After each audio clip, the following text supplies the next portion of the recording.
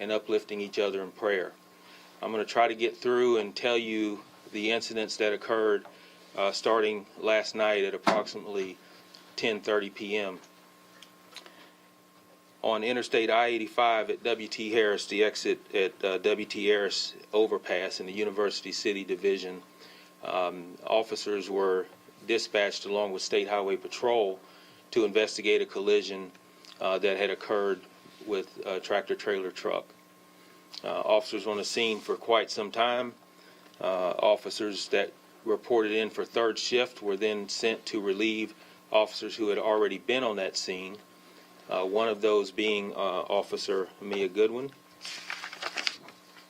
At about 3:40 a.m. this morning, two tractor trailers who were traveling on I-85 collided with each other. That collision then caused their vehicles to run into the officers who were working on the scene.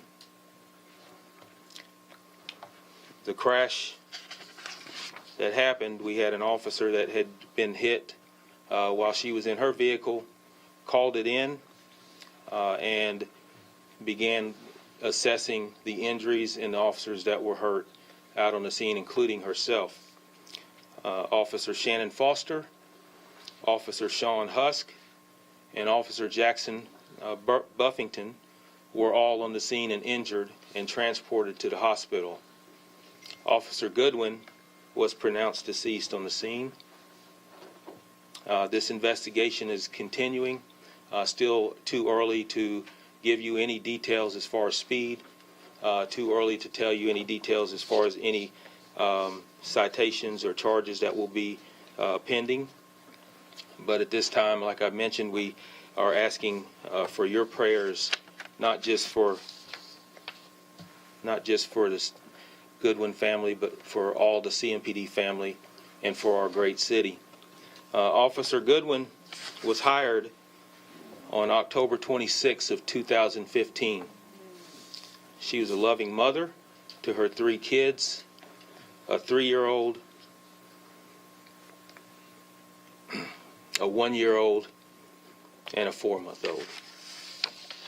Officer Goodwin had just returned from maternity leave just a few days prior to this incident. She's also survived by her loving husband, Brenton, who is a firefighter with the Charlotte Fire Department. Again, we ask for you to lift us up in prayer.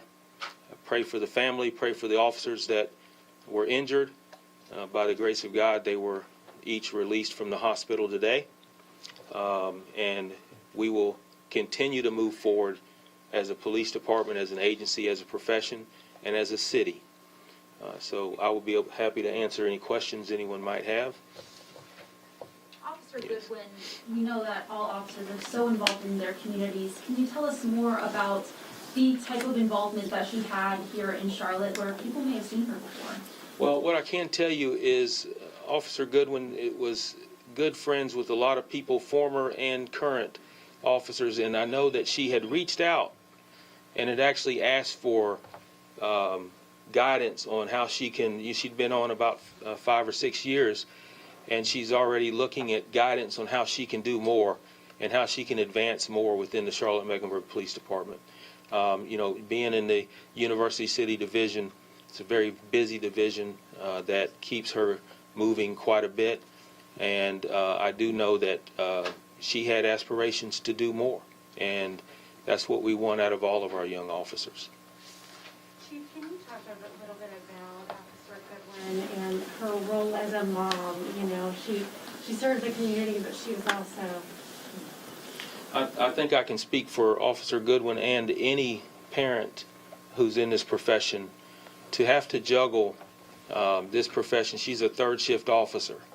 Imagine trying to be a mother to 3 kids, a husband who is a firefighter whose jobs and hours are just as demanding, and to have to be the best mom that she can and the best husband that she can.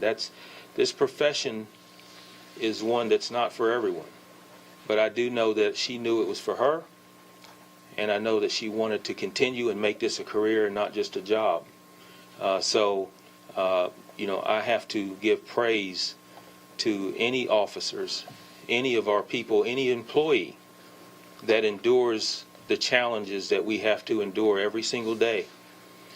We put on this uniform, and we know that there's no guarantees that we're coming home to our families. And that is the most difficult part. Can you tell us, Can you tell us a little bit about some of the processions that might be planned for later on today, anything to honor Officer Goodwin? And can you also tell us a little bit about any processions that may have taken place earlier in the morning hours? Yes, well, I can tell you there was a procession that from the scene of the accident, and that led to there was a procession that we had earlier that took Officer Goodwin to the medical examiner's office. As far as processions that are leading, we're still working on some of that and some of the details, but we will certainly put out what we can as far as to let the public know, because I know there's going to be a great deal of support to honor her life and to celebrate her life as well. Chief, how are the officers who were on scene this morning doing? I know you guys prepare for this, but you don't prepare for this.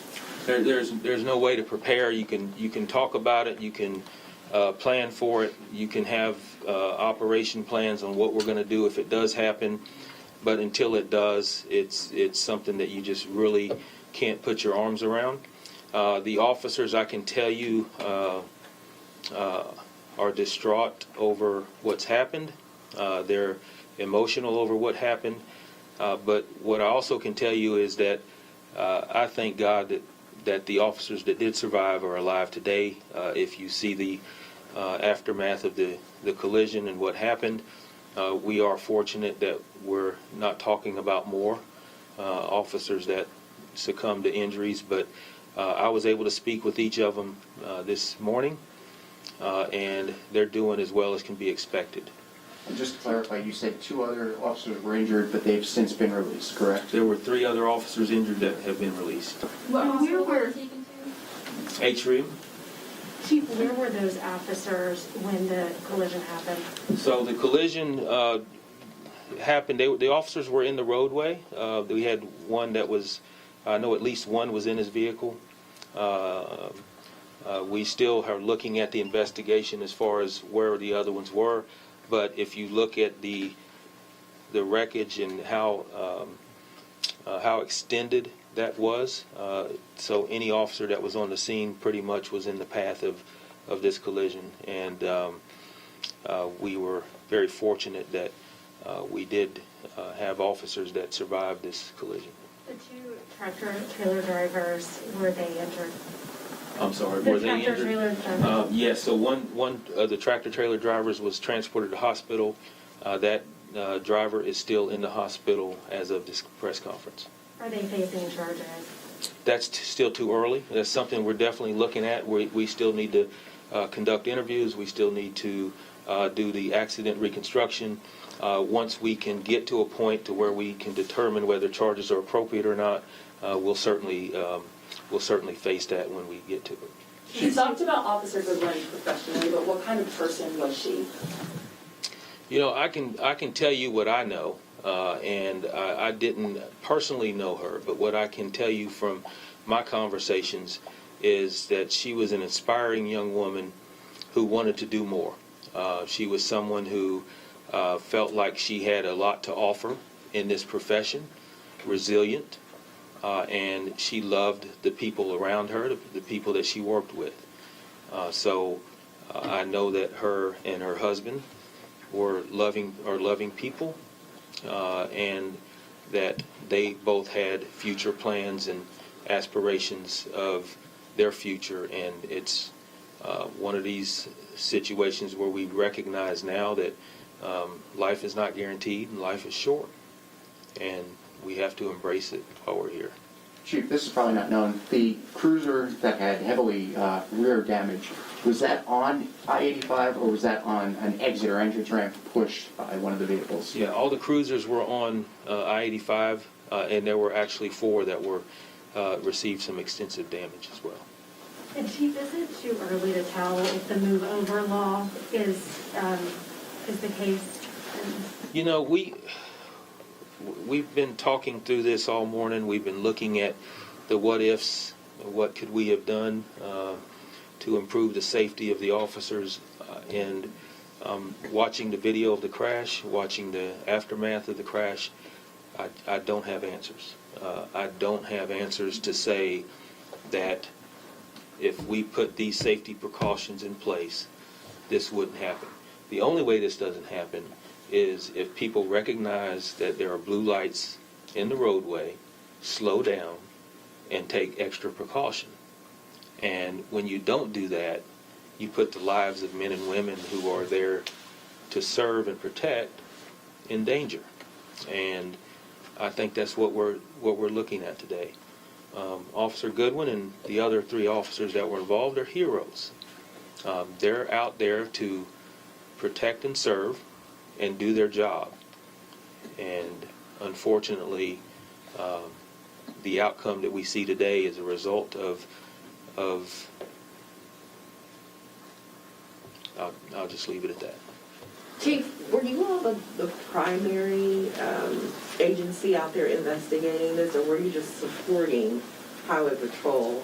We were there to assist Highway Patrol, who was taking, Highway Patrol is responsible for the accidents that occur on the interstates, to taking those reports. However, CMPD does have the resources to assist and also take those reports when Highway Patrol is not available. But what I can tell you is that they were on the scene when this happened. Is this the first time in a while that you've had an officer die as a result of responding to a traffic collision? This is, I've been doing this for 30 years. This is the first traffic accident that involved a fatality of one of our officers since I've been here. I believe, and I'm not definite on this, but as we look back, we believe the last time this has happened has been in 1980s, somewhere in the 80s. Who's the lead investigation agency on this now? CMPD, our major crash unit, will be the lead investigating agency. Do you know when that shift change happened? Like, how long had she been out there and that shift been out there when this happened? I'm not sure. I was told that she was the last officer to arrive on the scene, so she hadn't been out there long. But the officers had been out. We'd been on that location since 10:30 the night before. I'll take one more And how question. will CMPD support Officer Goodwin's family with finances or emotional, mental? Well, the answer to that is just yes, in every way possible. And it's not just CMPD, it's the city of Charlotte, it's the community, and it's the state of North Carolina. It's the profession as a whole. I can't tell you how many phone calls and text messages and emails of letters of support that I've received. Spoke with the governor this morning and was able to have a conversation with him as well. So I'll tell you, when we are facing difficult times, I see a lot of people step up, and I'm seeing that this morning. So thank you all for being here.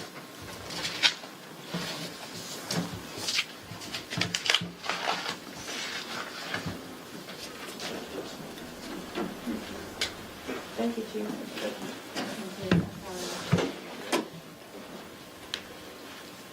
All right, again, this concludes the press conference. We just appreciate everybody being here. We appreciate all our media partners. Obviously, this is a tough time. Thank you again.